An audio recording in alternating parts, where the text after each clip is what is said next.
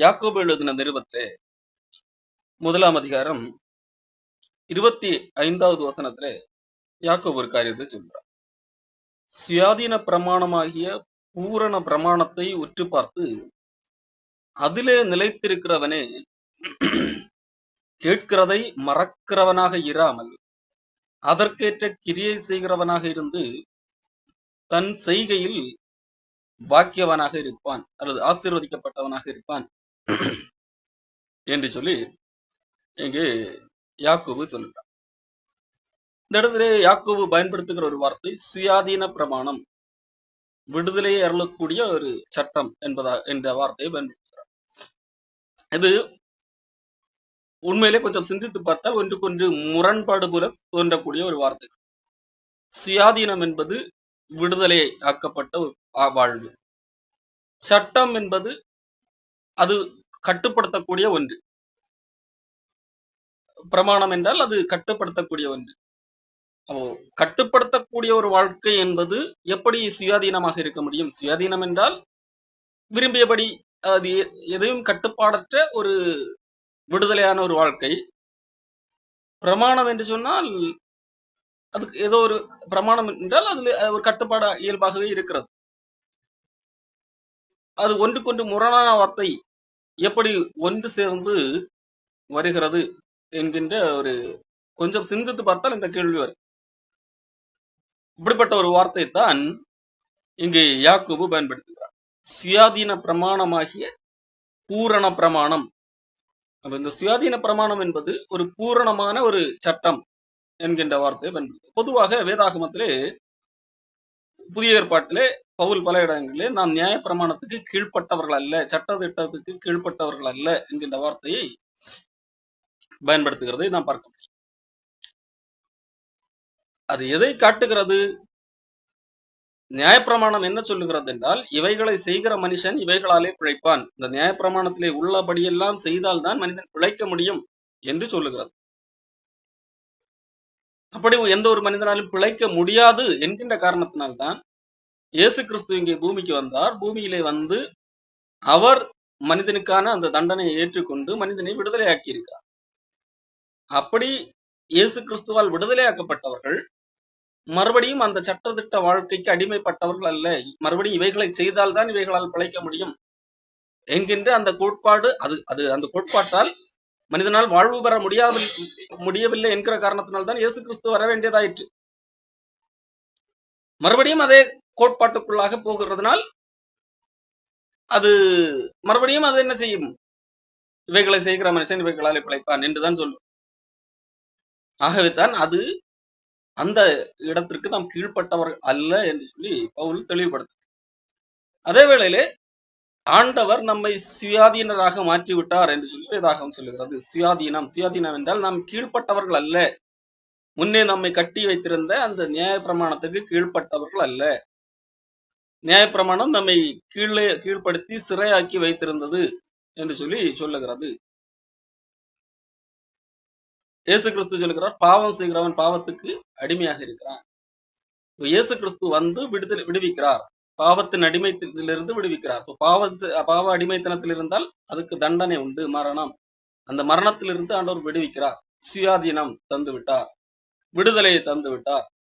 இதை வேதாகமும் தெளிவாக சொல்லுகிறார். இங்க யாக்கோபு சுயாதீன பிரமாணம் என்கின்ற ஒரு வார்த்தையை பயன்படுத்துகிறார். அது என்ன?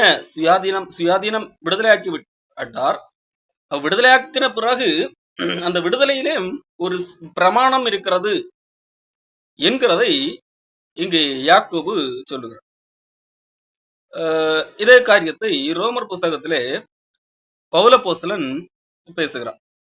ரோமர் 6ஆம் அதிகாரத்திலே 17ஆம் வசனம், முன்னே நீங்கள் பாவத்துக்கு அடிமைகளாக இருந்தும் இப்பொழுது உங்களுக்கு ஒப்புவிக்கப்பட்ட உபதேச சட்டத்திற்கு நீங்கள் மனப்பூர்வமாய் கீழ்ப்படிந்ததினாலே தேவனுக்கு ஸ்தோத்திரம்.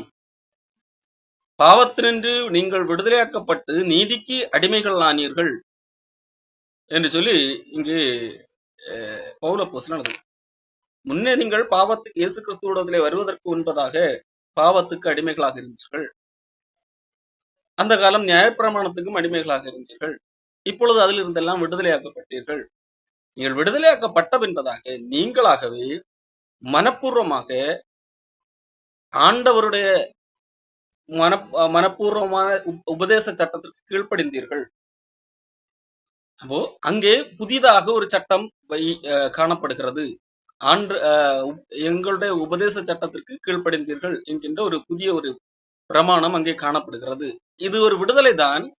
அந்த விடுதலைக்குள்ளாக ஒரு விடுதலையிலே ஒரு சட்டம் இங்கேயும் ஒரு சட்டம் வருகிறது. அது இந்த சட்டம் அன்றைக்கு இருந்ததோ இதை செய்தால்தான் நீ பிழைக்க முடியும் என்ற சட்டம் அல்ல. இது வேறொரு சட்டம். இது விடுதலை கொடுக்கக்கூடிய ஒரு சட்டம். இது என்ன சட்டம் என்றால், பவுல் அப்போஸ்தலன் இதை குறித்து பேசும்போது, கொரிந்து மக்களிடத்திலே பேசும்போது சொல்வார், நான் யூதரை ஆதாயப்படுத்திக் கொள்ளும்படியாக யூதரை போலாக மாறினேன். நியாயப்பிரமாணம் உள்ளவர்களை ஆதாயப்படுத்திக் கொள்ளும்படியாக நியாயப்பிரமாணம் உள்ளவர்களுக்கு நியாயப்பிரமாணம் உள்ளவரை போலானேன். நியாயப்பிரமாணம் இல்லாதவர்களை ஆதாயப்படுத்திக் கொள்ளும்படியாக நியாயப்பிரமாணம் இல்லாதவர்களுக்கு இல்லாதவர்களை போலானேன். அப்படி இருந்தும் நான் கிறிஸ்துவுக்குள்ளாக தேவனுக்கு முன்பாக நியாயப்பிரமாணம் எந்த சட்டத்திட்டமும் இல்லாதவனாக இராமல் கிறிஸ்துவின் பிரமாணத்துக்குள்ளானவனாக இருக்கிறேன். 1 கொரிந்தியர் 9:21 சொல்லப்பட்டிருக்கு, நான் தேவனுக்கு முன்பாக நியாயப்பிரமாணம் இல்லாதவனை போல மாறினேன். அதே வேளையில் எனக்கு எந்த சட்டமும் இல்லை, நான் இஷ்டம்படி வாழ்வேன் என்றல்ல, கிறிஸ்துவின் பிரமாணத்துக்கு உட்பட்டவனாக இருக்க. அப்ப கிறிஸ்துவின் பிரமாணம் என்று சொல்லி ஒன்று வருகிறது. அந்த அப்போ விடுதலை அளிக்கக்கூடிய சட்டத்துக்கும் அது ஒரு பிரமாணத்தை கொண்டு இயங்கக்கூடிய ஒன்றாக காணப்படுகிறது. அது எப்படி விடுதலை என்று சொல்லப்படுகிறது, பிரமாணம் என்று சொல்லப்படுகிறது? அது எப்படி? உதாரணத்திற்கு, ஒரு மிருக காட்சி சாலைக்கு போகிறீர்கள்.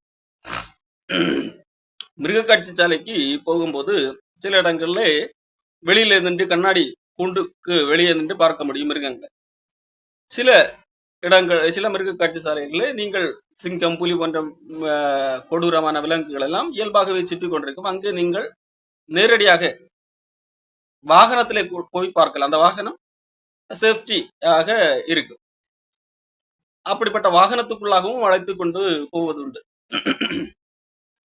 அப்படிப்பட்ட சூழல்ல நீங்கள் வெளியே வாகனத்தை திறந்து வெளியே சுதந்திரமாக நடமாட விரும்புகிறேன் என்று சொல்லி கொஞ்ச தூரம் நடந்து போகிறீர்கள். அங்கே ஒரு மிருகம் பார்க்கிறது, மிருகம் உங்களை பயமுறுத்துகிறது, நீங்கள் பயப்படுவீர்கள், அல்லது அது தாக்க வருகிறது என்றால்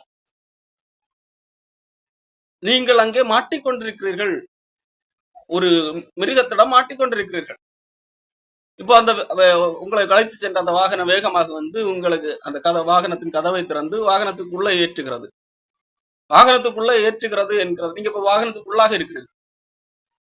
அப்போ இதை ஒரு உங்களை கட்டுப்படுத்தக்கூடிய ஒரு சட்டம் என்று சொல்ல முடியுமா? இல்லது உங்களை அடிமைப்படுத்துகிற ஒரு காரியம் என்று சொல்ல முடியுமா? இல்லை, மாறாக இது உங்களை பாதுகாக்கிற ஒன்றாக இருக்கிறது. நீங்கள் பயந்து இங்க உள்ள வந்திருக்கிறீர்கள். நீங்களாகவே வாலண்டரியாக வெளியே இருக்கிற அந்த கொடூரத்தை உணர்ந்து நீங்களாகவே விரும்பி என்னுடைய உயிரை பாதுகாக்குவதற்கு இந்த வாகனத்துக்குள்ள இருந்தால்தான் முடியும் என்கிறதற்காக வாகனத்தினுள்ளே வந்தீர்கள். இப்ப நீங்கள் இதை என்ன செய்ய மாட்டீர்கள்? இது என்னை கட்டுப்படுத்துகிறது, என்னை சுதந்திரமாக செயல்பட விடவில்லை என்று சொல்ல மாட்டீர்கள். மாறாக உள்ளே இருப்பதுதான் உண்மையிலேயே சுதந்திரமாக, சுயாதீனமாக, ஃப்ரீடமாக இருக்கிறது. வெளியே இருப்பதுதான் பாதுகாப்பு இல்லாத சூழலில். வெளியே இருந்தால் என்ன ஆகும்? இந்த மிருகம் வந்து உங்களை பீறி போடும். ஆனால் அந்த வாகனத்தின் உள்ளே இருப்பதுதான் உங்களுக்கு பாதுகாப்பு.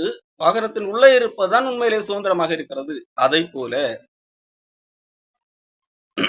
பாவம் என்கின்ற ஒரு அடிமைத்தனம், பாவம் தேவனை விட்டு பிரித்து உங்களை சிறையாக்கி வைத்திருக்கிறது, மரணத்தை கொண்டு வருகிற ஒன்றாக இருக்கிறது. அங்கிருந்து சட்டத்திட்டங்கள் கொடுக்கப்பட்டது. அந்த சட்டத்திட்டம் உங்களை மேலும் உங்கள் இருக்கிற பாவத்தை மேலும் எக்ஸ்போஸ் பண்ணி காண்பிக்கிறது. அந்த நியாய பிரமாணத்தால் உங்களை விடுதலையாக்க முடியவில்லை. அது சொல்லுகிறது இவைகளை செய்தால்தான் நீ பிழைக்க முடியும் என்று சொல்லுகிறது. அப்போ நீங்கள் மேலும் குற்றவாளியாகத்தான் மாறுகிறீர்கள்.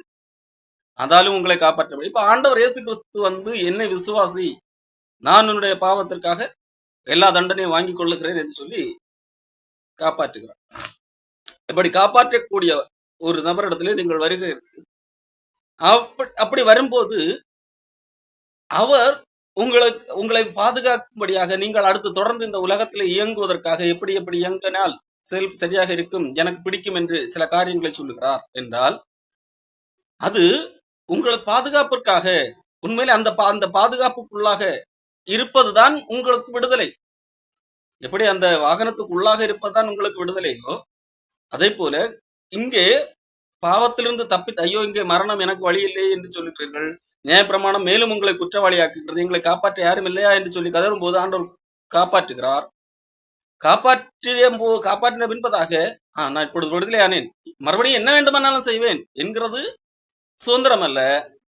மறுபடியும் நான் இந்த உலகத்திலே இருக்கிற வரைக்கும் நான் பாதுகாப்பான வாழ்க்கை வாழ வேண்டும் என்னும் போது, ஆண்டவர் விரும்பின ஒரு வாழ்க்கை, ஆண்டவர் சொல்லுகிற வாழ்க்கை, ஆண்டவரிடத்திலிருந்து கற்றுக்கொண்ட வாழ்க்கை, அது வாழ்வதுதான் உண்மையிலே பாதுகாப்பு. அப்போ சுயாதீனம் என்று சொல்லும் போது அங்கே இயல்பாக அது ஒரு வேறொரு பிரமாணத்துக்குள்ளாக நம்மை அழைக்கிறது. அதுதான் சுயாதீன பிரமாணம். அது உண்மையிலேயே அடிமைப்படுத்துகிற ஒரு காரியம் அல்ல, நம்ம விடுவிக்கக்கூடிய ஒரு பிரமாணமாக இருக்கிறது.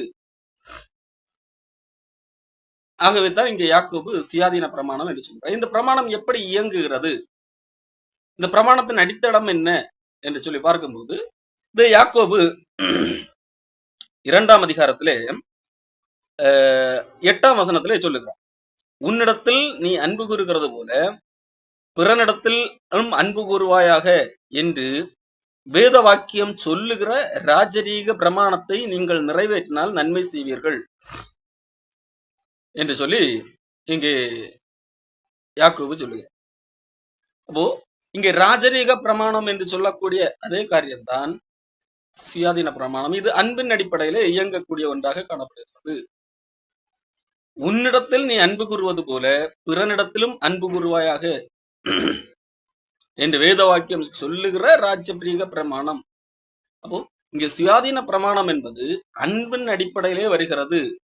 அப்போ அன்பு என்பது உங்களை கட்டுப்படுத்தி அடிமைப்படுத்துகிற ஒன்று அல்ல, அது இயல்பாக அன்பின் அடிப்படையில் இயல்பாக செய்யக்கூடிய ஒன்று, அது அடிமைப்படுத்துதல் அல்ல.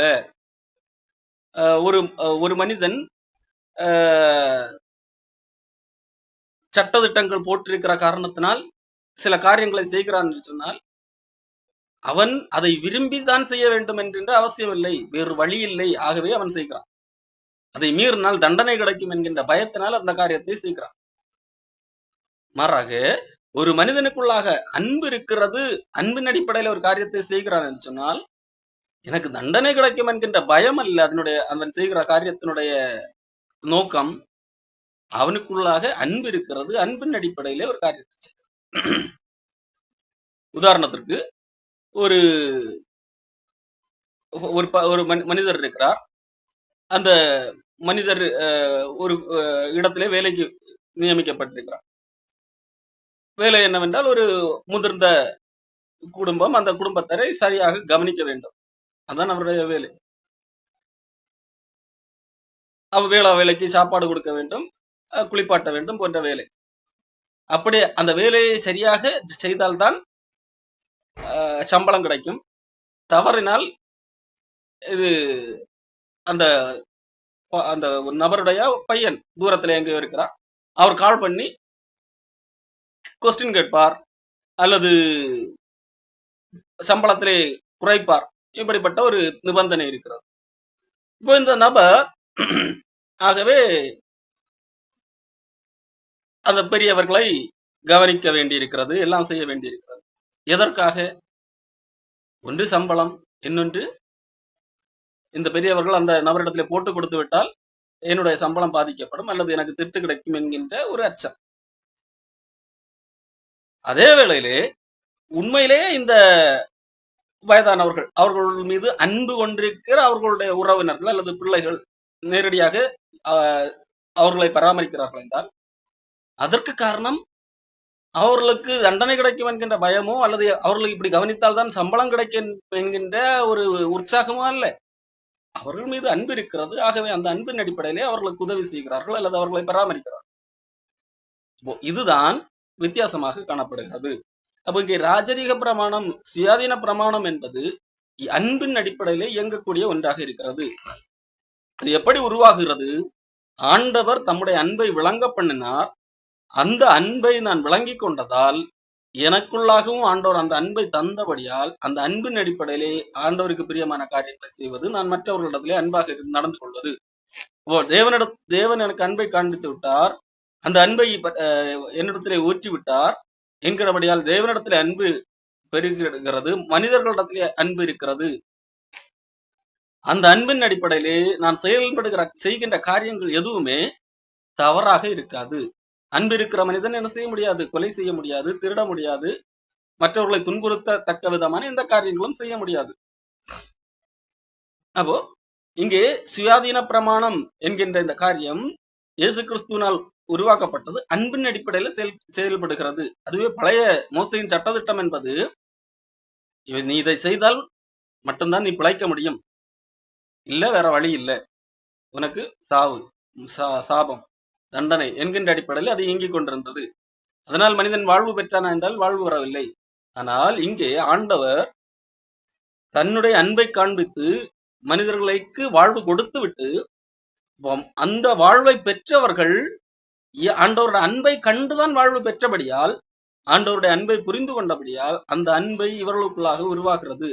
தேவனுடைய அன்பை ருசித்தவன் கண்டிப்பாக தன்னிடத்துல அன்பை காணப்படுகிறது. காரணம், தேவனிடத்திலிருந்து ஊற்றப்பட்ட பரிசுத்த ஆவியினால் அன்பு ஒருவருடைய இருதயத்திலே ஊற்றப்பட்டிருக்கிறது என்று சொல்லி ரோமர் புஸ்தகம் 5ஆம் அதிகாரத்திலே பவுல் அப்போஸ்தலன் சொல்லுகிறார், உங்களுக்குள்ளாக தேவ அன்பு ஊற்றப்பட்டிருக்கிறது என்று சொல்லி ரோமர் 5ஆம் அதிகாரத்திலே 5ஆம் வசனத்திலே சொல்லுகிறார். நமக்கு அருளப்பட்ட பரிசுத்த ஆவியினாலே தேவ அன்பு நம்முடைய இருதயங்களிலே ஊற்றப்பட்டிருக்கிறது என்று சொல்லி சொல்லுது. அப்ப அன்பின் அடிப்படையிலே இயங்கக்கூடிய ஒரு காரியமாக இருக்கிறது. ஆகவே தான் பவுல் சொல்லுவார்,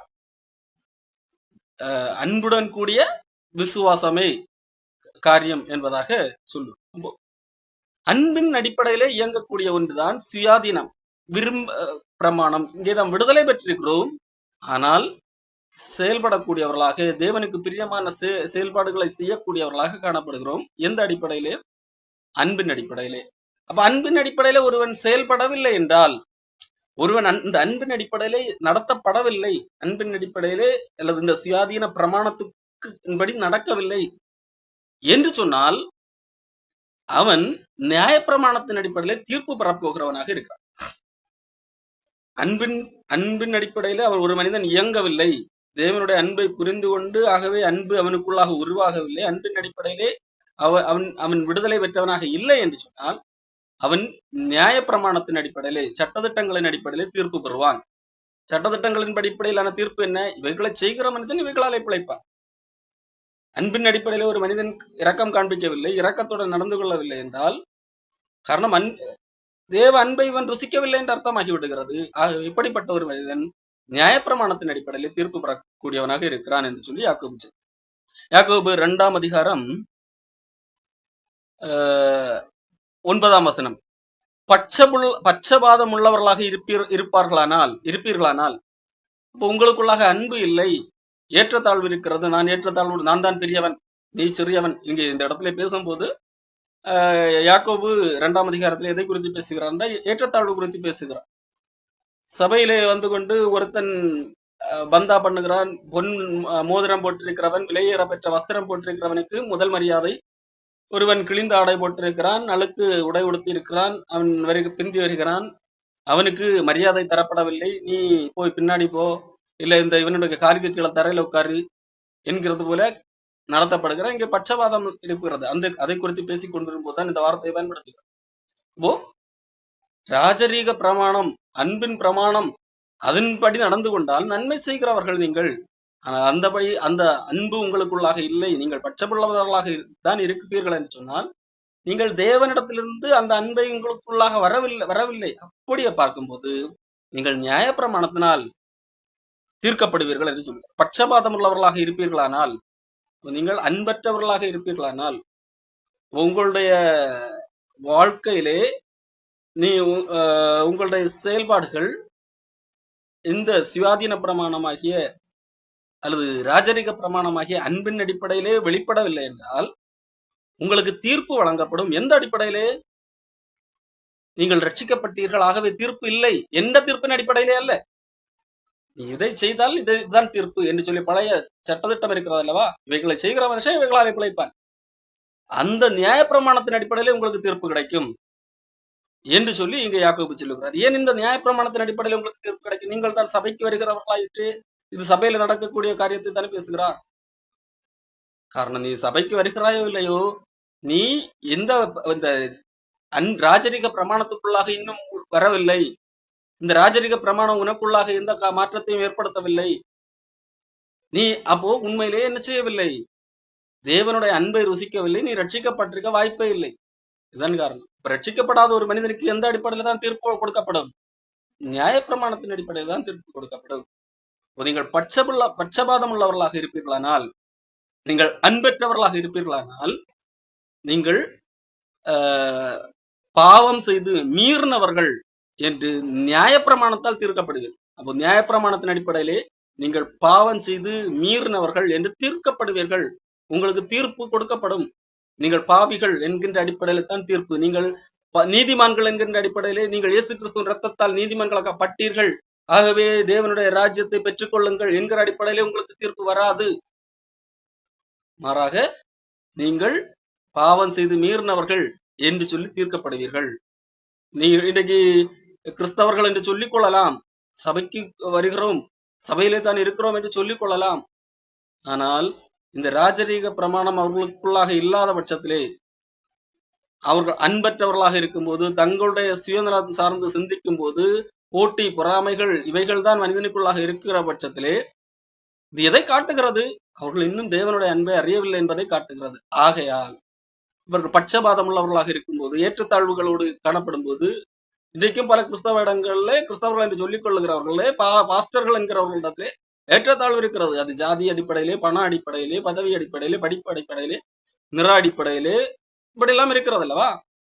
இப்படிப்பட்டவர்களுக்கு நீங்கள் ரட்சிக்கப்பட்டீர்கள், நீங்கள் நீதிமன்களாக்கப்பட்டீர்கள், ஆகவே நீங்கள் தேவனுடைய ராஜ்யத்திலே நித்திய வாழ்வை பெற்றீர்கள் என்கிற அடிப்படையில் தீர்ப்பு வரும் என்று கனவிலும் நினைத்து விடாதீர்கள்.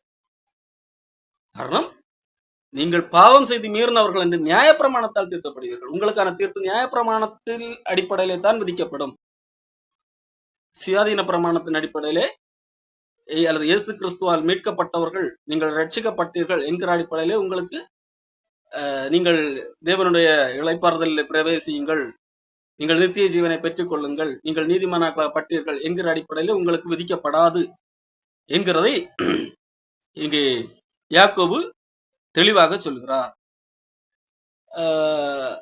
ஆகையால் சுயாதீன பிரமாணத்தினால் நியாய தீர்ப்படைய போகிறவர்களாய், யாக்கோபு 2:12 சுயாதீன பிரமாணத்திலே நியாய தீர்ப்படைய போகிறவர்களாய் அதற்கேற்றபடி பேசி அதற்கேற்றபடி செய்யுங்கள். அப்போ இங்கே சொல்லுகிறார், நீங்கள் எந்த பிரமாணத்தினால் தீர்ப்படைய விரும்புகிறீர்கள்? நியாய பிரமாணத்தின் அடிப்படையில் தீர்ப்பா? நியாய பிரமாணத்தின் அடிப்படையில் தீர்ப்பு வேண்டும் என்றால் எப்படி தீர்ப்பு கிடைக்கும்?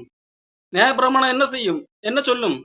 இவன் நியாய பிரமாணத்தை நிறைவேற்றவில்லை, அவன் சொல்லிக் கொள்ளலாம், நான் நியாய பிரமாணத்தை இத்தனை காரியங்களை நிறைவேற்றி விட்டேன் என்று.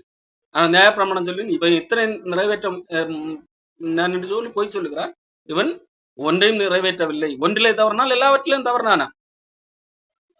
அதை இவர் தான் சொல்லுகிறார். எப்படின்னு, ஒருவன் நியாய பிரமாணம் முழுவதையும் கை கொண்டிருந்தும் ஒன்றிலே தவறினால் எல்லாவற்றிலும் குற்றவாளி.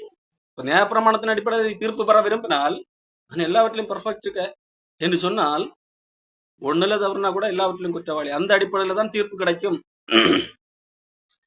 அதே வேளையிலே, ஆகவே சுயாதீன பிரமாணத்தினால் தீர்ப்பு பெற விரும்புங்கள். சுயாதீன பிரமாணம் என்பது அன்பின் அடிப்படையிலான தீர்ப்பு.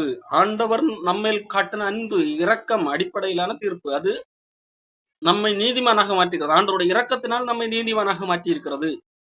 அந்த அன்பை, அந்த இரக்கத்தை நான் அறிந்து கொள்ளும் போது, அந்த பிரமாணம் எனக்குள்ளாக இரக்கத்தையும் அன்பையும் வெளிக்கொணர வேண்டும். இல்லாவிட்டால் நான் அந்த இதை சும்மா தியரியாக நான் படித்து வைத்திருக்கிறேன் என்ற அர்த்தமே தவிர நான் அதை மனப்பூர்வமாக உள்வாங்கிக் கொள்ளவில்லை என்ற அர்த்தம். ஆகவே நீங்கள் சுயாதீன பிரமாணத்திற்கு ஏற்றபடி தீர்ப்பு பெற வேண்டும். நீங்கள் சுயாதீன பிரமாணத்தினால் நியாய தீர்ப்படைய போகிறவர்களாய் அதற்கு ஏற்றபடி பேசுங்கள், அதற்கு ஏற்றபடி செய்யுங்கள் என்பதாக சொல்லுங்கள். ஏனென்றால் இரக்கமில்லாதவனுக்கு இரக்கமற்ற நியாய தீர்ப்பு தான் கிடைக்கும். ஏன்? ஆண்டவர் இரக்கத்தை காண்பித்தார், உனக்குள்ளாக இரக்கம் வரவில்லை, ஆகவே நீ ரட்சிக்கப்படவில்லை என்ற அர்த்தம். இரக்கம், தேவனுடைய இரக்கம் என்பது எப்படிப்பட்ட ஒரு இரக்கமாக இருக்கிறது? நரக தண்டனை கிடைக்கக்கூடிய என்னை பரலோகத்துல தூக்கி வைத்திருக்கிறார். அது எவ்வளவு பெரிய ஆண்டவருடைய இரக்கம் என்கிறதை நான் உணர்ந்தால் கண்டிப்பாக எனக்குள்ளாக இரக்கம் வந்துதான் ஆகும். அதுதான் யோவான் புஸ்தகத்திலே யோவான் எழுதும் போது கூட தன்னுடைய நிருபத்திலே யோவான் 3ஆம் அதிகாரம் 1 யோவான் 3ஆம் அதிகாரத்திலே அதனுடைய 16ஆம் வசனத்திலே அவர் தம்முடைய ஜீவனை நமக்காக கொடுத்ததினால் அன்பு இன்னதென்று அறிந்திருக்கிறோம். அப்போ அன்பு இன்னதென்று எப்படி அறிந்த முடிந்தது? ஆண்டவர் எனக்காக என்னுடைய பாவத்திற்காக மரித்தார், அதுதான் அன்பு என்பதை அறிந்திருக்கிறோம். அப்படி அறிந்த நான் அந்த அன்பின் அடிப்படையில தான் இயங்க வேண்டும். அதுதான் அடுத்த வசனத்துல சொல்லுகிறார், நாமும் சகோதரருக்காக ஜீவனை கொடுக்க கடனாளிகளாக இருக்கிறோம். அப்போது நான் ஆண்டவர் தன்னுடைய ஜீவனை எனக்காக கொடுத்து என்னை நரகத்திலிருந்து மீட்டு எனக்கு அன்பு காண்பித்திருக்கிறார். அப்படியானால் நானும் மற்றவர்களுக்கு ஒரு ஆபத்துல இருக்கிற ஒருத்தனுக்கு என்னுடைய உயிரை கொடுத்து கூட என்ன செய்ய முடியும்? என்னுடைய அன்பை காட்டக்கூடிய அளவுக்கு இருக்க வேண்டும் என்கிறதை சொல்ல. அப்படி பட்சத்திலே இந்த உலகத்திலே ஆஸ்தி எல்லாம் இருக்கிறது. இந்த இவ்வுலக ஆஸ்தி உடையவனாக இருந்து தன் சகோதரனுக்கு குறைச்சல் என்று கண்டு தன் இருதயத்தை அவனுக்கு அடைத்துக் கொண்டால் அவனுக்குள் தேவ அன்பு நிலை கொள்ளுகிறது எப்படி?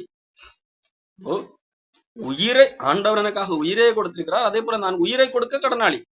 ஆனால் என் பக்கத்திலே ஒருத்தனுக்கு கொஞ்சம் குறைவு இருக்கு, ஆனா எனக்கு நிறைய செல்வாக்குகள் எல்லாம் இருக்கிறது, அது எனக்கு தெரிகிறது. ஒருத்தர் கஷ்டப்படுகிறான்னு தெரிகிறது. அப்படிப்பட்ட இருக்கும் போது அவங்க கஷ்டப்படுத்த நான் என்னுடைய செல்வத்தை இன்னும் பெருக்கிக் கொள்ள வேண்டும் என்றிருந்தால் உண்மையிலேயே எனக்கு தேவ அன்பு நிலை கொள்வது எப்படி? இப்ப தேவ அன்பை நான் அறிந்து கொள்ளவில்லை. ஆண்டவர் என்மேல் காட்டுற இரக்கம் எவ்வளவு பெரிது என்பதை நான் உணர்ந்து கொள்ளவில்லை. தேவனுடைய அன்பு எவ்வளவு பெரிது என்பதை நான் அறிந்து கொள்ளவில்லை என்றுதான் அர்த்தம். ஆகவே வசனத்தினாலும் நாவினாலும் அல்ல, கிரியையினாலும் உண்மையினாலும் அன்பு கூற கடவும். இதனாலே நாம் நம்மை சத்தியத்துக்குள்ளவர்கள் என்று அறிந்து நம்முடைய இருதயத்தை அவருக்கு முன்பாக நிச்சயப்படுத்திக் கொள்ளலாம்.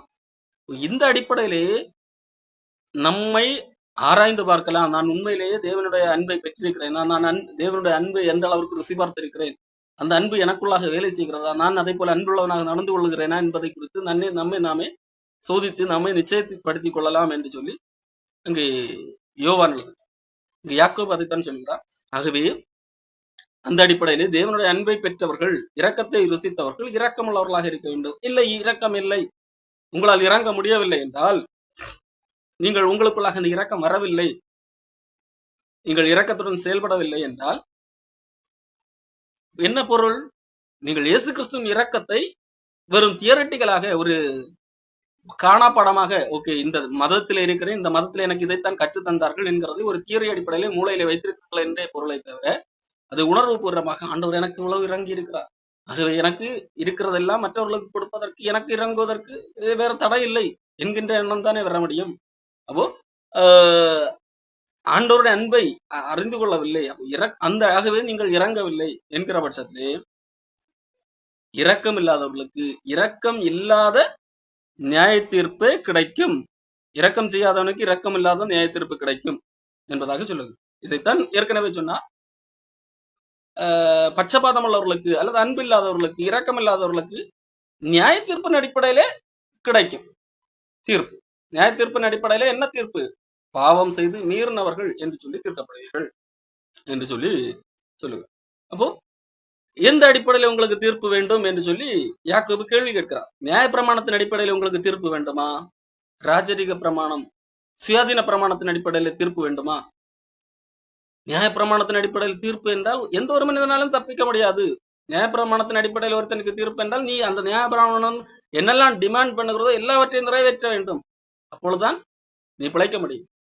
சுயாதீன பிரமாணம் என்பது ஆண்டவரின் மீது அன்பு காட்டியிருக்கிறார், இந்த அன்பை நான் மற்றவர்களுக்கு காட்ட வேண்டும் என்கின்ற மனநிலையிலிருந்து நான் வாழும் போது, அந்த அடிப்படையில நான் வாழுகிற இதனால் ஆண்டவர் எனக்கு ஏற்கனவே கொடுத்த தீர்ப்பு என்ன தீர்ப்பு? இயேசு கிறிஸ்துவின் ரத்தத்தினால் நாம் ஆண்டவர் நம்மை பரலோகத்துக்குரியவர்களாக ஏற்கனவே மாற்றி விட்டார். அப்போ நாம் எந்த பிரமாணத்துக்குள்ளாக இருக்கிறோம் என்கிறதை நாம் முதலாவது புரிந்து கொள்ள வேண்டும். சுயாதீன பிரமாணம் என்பது அது ஒரு பூரண பிரமாணமாக இருக்கிறது.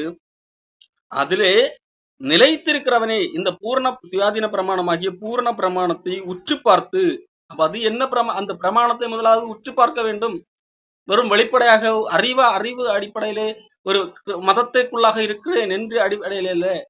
நான் சுயாதீனம் இருப்பது சுயாதீன பிரமாணம் தானே. இந்த சுயாதீன பிரமாணம் என்பது எது என்கிறதை உற்று பார்த்து அதிலே நிலைத்திருக்கிறவனே அல்லாமல் அதிலே நிலைத்திருக்க வேண்டும். சுயாதீன பிரமாணத்திலே ஆண்டவர் கொடுத்த அன்பின் அடிப்படையில எனக்கு வாழ்வு கிடைத்திருக்கிறது என்று அதிலே நிலைத்திருக்க வேண்டும். அப்படிப்பட்டவன் என்ன செய்வான்? நிலைத்திருக்கிறவனே கேட்கிறதை மறக்கிறவனாக இருக்க மாட்டான். அப்படி இருக்கிறவன் ஆண்டவரிடத்திலிருந்து கேட்கிறதை மறக்கிறவனாக இருக்க மாட்டான். அதற்கேற்ற கிரியை செய்கிறவனாக இருந்து தன் செய்கையில் ஆசீர்வதிக்கப்பட்டவனாக ஆக்கியவனாக இருப்பான் என்று சொல்லப்பட்டிருக்கிறது. அப்போ சுயாதீன பிரமாணம் அதிலே நிலைத்திருக்கிறவன் ஒரு கேட்கிற ஒன்றை மறக்கிறவனாக இருக்க மாட்டான். மாறாக அதிலிருந்து எதற்காக ஆண்டவர் என்னை தெரிந்து கொண்டார் என்கிறதை மறந்து போக மாட்டான். அதற்கேற்ற கிரியை ஆண்டவர் எதற்காக தெரிந்து கொண்டாரோ அதை செய்கிறவனாக காணப்படுவான். இதை எதற்கு சொல்லுகிறார் என்று சொன்னால், இதற்கு முன்பதாக ஒரு உதாரணத்தை சொல்லுங்க. யாக்கோபு 1ஆம் அதிகாரம் 22ஆம் வசனத்திலே இருந்து, நீங்கள் உங்களை வஞ்சியாதபடிக்கு திருவசனத்தை கேட்கிறவர்களாய் மாத்திரமல்ல அதன்படி செய்கிறவர்களாகவும் இருங்கள் என்பதாக.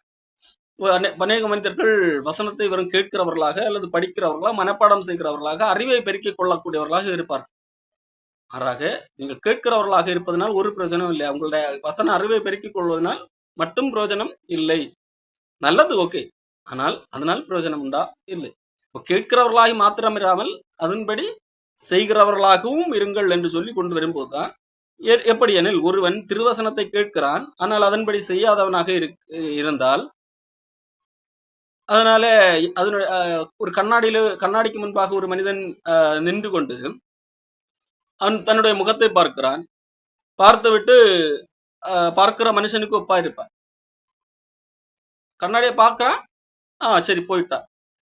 கண்ணாடியை பார்த்து தன்னுடைய முகத்தை என்ன செய்து கொள்ளவில்லை, சரிபடுத்திக் கொள்ளவில்லை. அதில் அழுக்கு இருக்கிறது, அதை துடைத்து போடவில்லை. அதில் கண்ணாடி பார்ப்பதனுடைய நோக்கம் என்ன? ஏதாகிலும் அழுக்கு இருக்கிறதா, ஏதாகிலும் குறை இருக்கிறதா என்று பார்த்து சரிபடுத்திக் கொள்வதற்காக. ஆனால் அந்த முயற்சி எதுவும் செய்யவில்லை. சரி, கண்ணாடி பார்க்கணும் போல டெய்லி, அது ஒரு சடங்கு என்கிற அடிப்படையில வந்து பார்த்தா சரி போய்விட்டான். போன பிறகு என்னது, அவன் தன்னுடைய அந்த தன்னைத்தானே பார்த்து அவிடமிட்டு போன உடனே தன் சாயல் என்னது என்பதை மறந்து போவான். காரணம் அவனுடைய நோக்கம் என்ன? கண்ணாடி பார்க்க வேண்டும், அது மட்டும்தான். பார்த்தான், போய்விட்டான். அங்கு முகத்துல என்ன எப்படி இருந்தது, முகம் ஏதாகிலும் அழுத்திருந்ததா, துடைத்து கூட என்பது நோக்கத்தின் அடிப்படையிலே பார்க்கவில்லை. எதற்காக பார்க்க வேண்டுமோ அதற்காக பார்த்து சரி செய்து கொள்ளவில்லை. பார்க்கிறான், போகிறான், அவன் என்ன செய்கிறான், மறந்து விடுகிறான். ஆகவே அப்படி இருக்கக்கூடாது. ஆகவேதான் சுயாதீன பிரமாணமாகிய பூர்ண பிரமாணத்தை உற்று பார்த்து அதிலே நிலைத்திருக்கிறவன் கேட்கிறதை மறக்கிறவனாக இருக்க மாட்டான். அதற்கேற்ற கிரியை செய்கிறவனாக இருந்து தன் செய்கைகளிலே பாக்கியவனாக இருப்பான் என்பதாக சொல்லப்பட்டது. எபேசியர் 2ஆம் அதிகாரத்திலே கூட இந்த காரியத்தை பவுல் அப்போஸ்தலன் சொல்லுகிறார். எபேசியர் 2ஆம் அதிகாரத்திலே 8ஆம் வசனம், கிருபையினாலே விசுவாசத்தை கொண்டு ரட்சிக்கப்பட்டீர்கள், இது உங்களால் உண்டானதல்ல, தேவனுடைய ஈவு, நீங்கள் தேவனால் காப்பாற்றப்பட்டீர்கள். ஏன் காப்பாற்றப்பட்டீர்கள்? ஒருவரும் பெருமை பாராட்டாதபடிக்கு இது கிரியைகளால் உண்டானதில்லை, ஏனெனில் நற்கிரியைகளை செய்கிறதற்கு நாம் கிறிஸ்து இயேசுவுக்குள் சிருஷ்டிக்கப்பட்டு தேவனுடைய செய்கையாக இருக்கிறோம். அவைகளில் நாம் நடக்கும்படி அவைகளை ஆயத்தம் பண்ணினார், முன்னதாக ஆயத்தம் பண்ணினார் என்று சொல்ல. ஆண்டவர் இயேசு கிறிஸ்து நம்மை காப்பாற்றினார், ரட்சித்தார். இது உங்களால் உண்டானதில்லை, அது தேவனுடைய ஈவு. ஒருவரும் பெருமை பாராட்டாதபடிக்கு இது உங்களால் உண்டானதல்ல, ஏனெனில் ஏன் காப்பாற்றினார், எதற்காக காப்பாற்றினார் என்கிறதை சொல்லுகிறார். நீங்கள் நற்கிரியைகளை செய்கிறதற்கு நாம் கிறிஸ்து இயேசுவுக்குள் சிருஷ்டிக்கப்பட்டு புதிய செய்கையாக இருக்கிறோம், தேவனுடைய செய்கையாக இருக்கிறோம். அவைகளிலே நாம் நடக்கும்படி முன்னதாக ஆண்டவர் அதை ஆயத்தம் பண்ணினார் என்று சொல்லப்பட்டிருக்கிறது. தீத்து புஸ்தகத்திலே நாம் பார்க்கும்போது கிருபையானது நமக்கு போதிக்கிறது என்று சொல்லி பவுல் அப்போஸ்தலன் சொல்லுகிறதை நாம் பார்க்கிறோம். அப்போ நம் எல்லா அவபக்தியையும் விட்டு விட்டு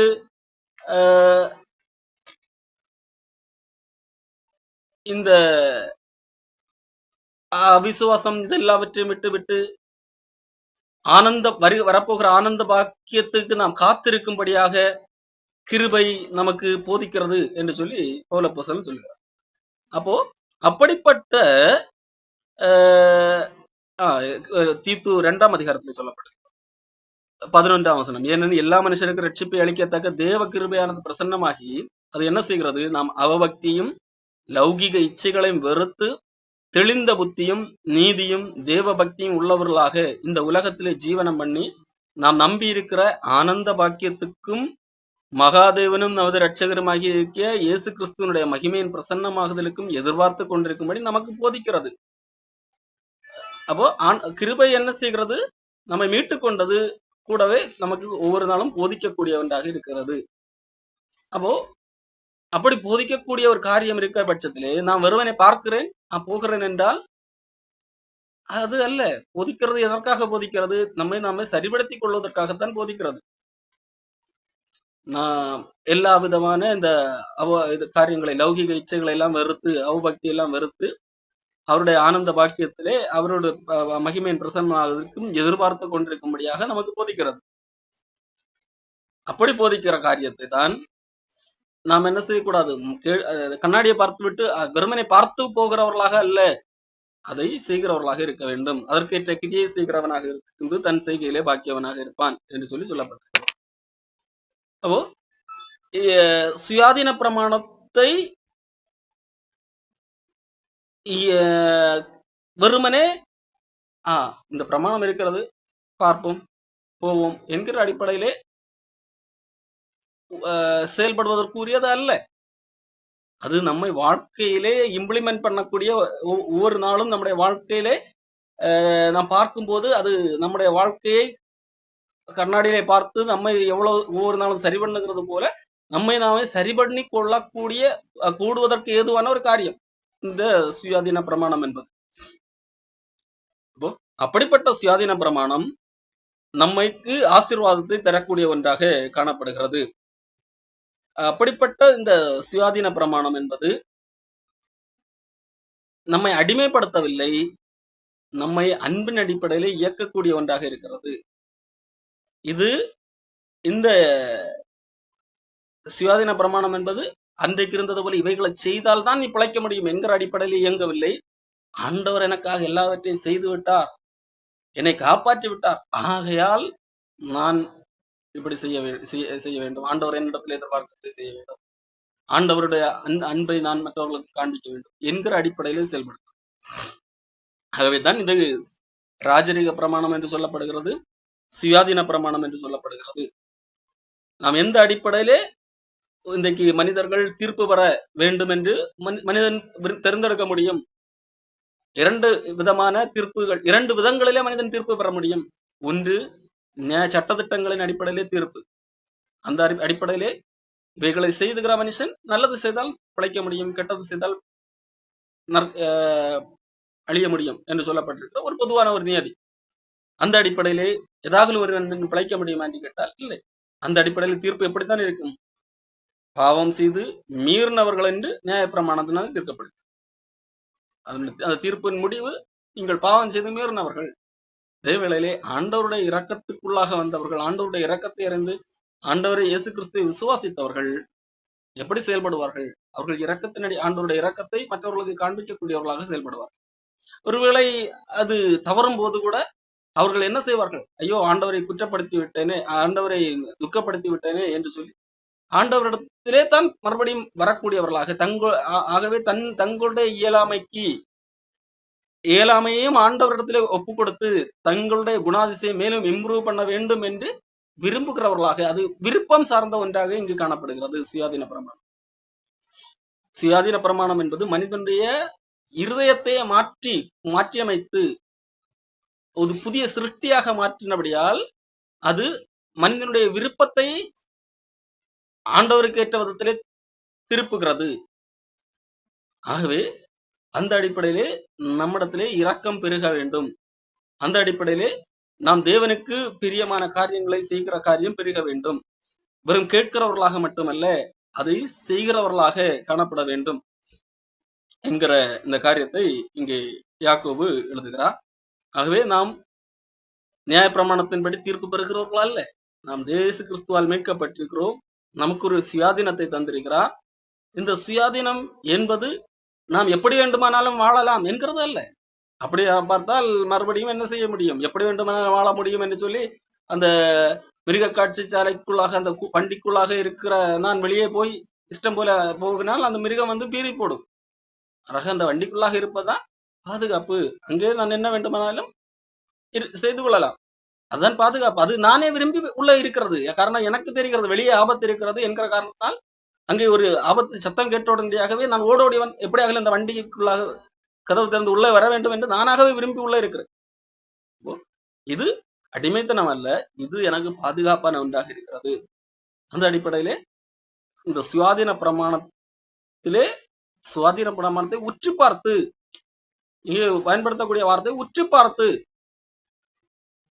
கண்ணாடிக்கு முன்பாக சும்மா வந்துட்டு போய் அது அல்ல, கண்ணாடிக்கு முன்பாக நின்று உற்று பார்த்து முகத்தில் ஏதாகலும் பிரச்சனை இருக்கிறதா, அழுக்கு இருக்கிறதா, ஏதாகலும் சரி செய்ய வேண்டுமா என்று உற்று பார்த்து அதை சரி செய்து, அது அப்படி இருக்கிறவர்கள் பாக்கியவன்களாக இருப்பார்கள், தன் செய்கையிலே பாக்கியவனாக இருப்பார்கள் என்று சொல்ல நாம் சுயாதீன பிரமாணத்துக்குள்ளாக இருக்கிறோம்.